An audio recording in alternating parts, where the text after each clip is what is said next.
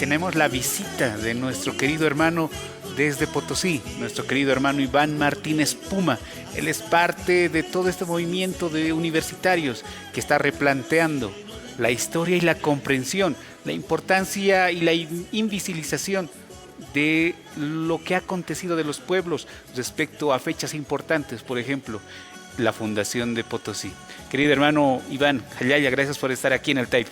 Hermano, muy buenos días, muy agradecido de estar aquí en el Taipi, por la invitación y por el espacio que se nos viene para aclarar y para hacer conocer a las nuevas generaciones y a los hermanos jóvenes que se va a conmemorar 480 años de la supuesta fundación de la ciudad de Potosí. Así es, el 1 de mayo, el primero de abril, tenemos consabido de que es la fundación de la Villa Imperial del Potosí.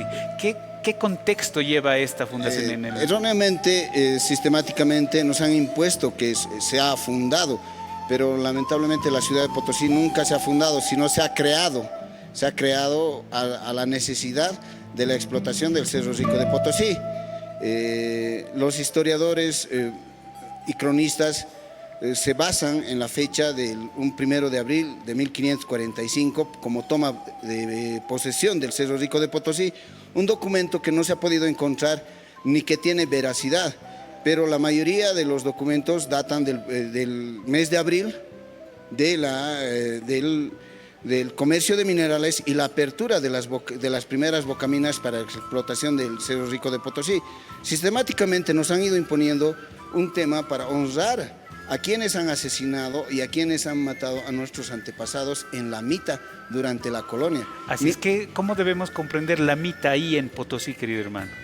La mita creo que ha sido inicia la cruel matanza y más genocidio de los indígenas originarios en el Huilla Yala. La mita ha sido el exterminio de varias naciones originarias y el traslado obligatorio de varias naciones originarias hacia Potosí para la explotación del Cerro Rico, desde el norte de Argentina, desde el sur de Perú, provincias o naciones que estaban aquí en los Andes, con la similitud de clima y característica del departamento de Potosí para explotar los minerales y en beneficio de la corona española.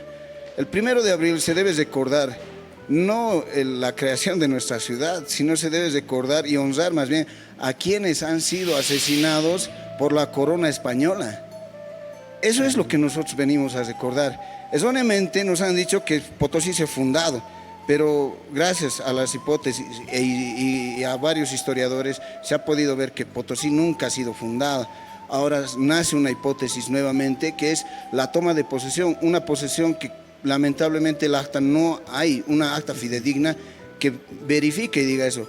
Pero nos estamos olvidando de lo más profundo, el inicio del genocidio más grande de la Huilla Yala en Potosí. Así es, por ejemplo, Eduardo Galeano indicaba que en las minas de Potosí se ha derramado tanta sangre y tanta explotación que como producto de esto se podía haber hecho un puente desde Potosí hasta Europa, ¿no?, con toda la plata extraída. Pero también desde los pueblos indígenas, ¿cuál es la comprensión, por ejemplo, ahora? Porque antes del 1 de abril y la constitución de Potosí, habían los pueblos indios que habitaban ese territorio. Es claro, ¿no? En Potosí, en lo que es el área urbana, habitaban 3 naciones originarias. Cantumarca, que actualmente sigue vive, Huiña Izumi, que hoy sería la zona de Ticaloma, y Saicuscapata, que es hoy día la zona de Jesús Valle. Esas 3 comunidades existían en la llegada de los españoles. Una vez descubierto el Cerro Rico, o saqueado el Cerro Rico por los españoles, porque el mito dice que Diego Gualpa perdió su llamita y al pernoctar en el Cerro Rico, derritió hilos de plata. No podemos, eso es un mito que nos han impuesto los españoles y han hecho creer a los niños. Actualmente siguen haciendo creer a los niños que Diego Gualpa descubrió con una fogata y al día siguiente se fundió el metal y hubo hilos de plata. Eso es falso. Diego Gualpa descubrió el Cerro Rico no, pero con yacimientos mineralógicos, pero lo que saqueó fue una huaca sagrada, las ofrendas que había dentro del Cerro Rico, y con eso tuvo una riqueza y mantenía una riqueza oculta por un año. Los españoles, al descubrir eso, obligan a Diego Huelpa a decir de dónde sacó la plata metálica y las ofrendas, de dónde tenía tanta riqueza. Y es por eso que un año después de esconder y explotar a escondidas el Cerro Rico, informa de los yacimientos mineralógicos españoles para que Diego de Centeno, el capitán Diego de Centeno, tome posesión, supuestamente tome posesión el 1 de abril de 1545. Qué profundo esos datos impresionantes para comprender esto, esos datos que no se muestran también en la historia oficial y que es necesario en este tiempo aclarar esas hipótesis que tú indicas, hermano. Hermano, es año del Bicentenario, es año donde se debe conmemorar a nuestros ancestros, a los verdaderos que han luchado por la independencia y por la libertad. Tomás Katari es uno de los primeros que ha luchado por erradicar la mita y el reparto, porque la mita era la muerte en vida. Si puedes ver algunos documentos del Perú o de Tupac Amaru, que ahí se relata que los velaban en vida aquellos que venían del Perú a la mita de Potosí, porque nunca más iban a regresar. El asesinato, como tú decías, el asesinato que ha habido ahí, Galeano también lo compara, que se puede hacer 2 o 3 puentes paralelos hasta España con cadáveres humanos, los que han sido ofrendados en la mita. Durante siglos. Nuestros hermanos hasta ahora sí han sido olvidados. Yo tengo una hipótesis, que se ha impuesto el 1 de abril como fecha de fundación, o ahora se quiere imponer como fecha de toma de posesión del cerro, para tapar algo más claro que ha pasado en el departamento de Potosí. La batalla de Tumuzla, que es la verdadera batalla que da independencia a Bolivia.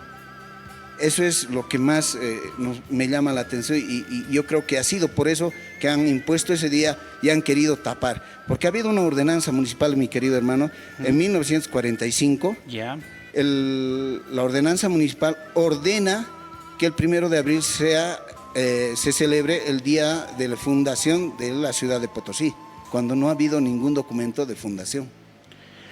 Y de esa manera también toda nuestra historia va siendo encubierta, pero gracias también a los procesos de nuestros propios hermanos que van desenmascarando esta situación de alguna historia oficial. Sucede lo propio, es decir, nuestra historia de donde nosotros provenimos. Como quechuas aymaras es nuestro deber y es como deber nuestro y como generación saber la verdad de que lo que hoy honramos no es más que honrar a los vencedores. Debemos honrar la memoria de quienes han dado su vida en eso, recordar a ellos, no honrar una fecha que nos han impuesto. Gracias, mi querido hermano. Y una conclusión, después de tantos datos que nos has dado, que también nos abruma, porque eso es lo que tenemos que comparar en la historiografía, una conclusión para nuestros televidentes, para nuestros estudiantes que ven el Taipi aquí en nuestro país. La conclusión es que debemos revisar la historia. Hasta ahora la historia nos han contado según como han querido nuestros conquistadores, los republicanos y aquellos que nos siguen oprimiendo, para honrar a los que ellos les parece, a sus antepasados que han venido a masacrar, a imponer su religión en nuestro territorio. Debemos revisar nuestra historia.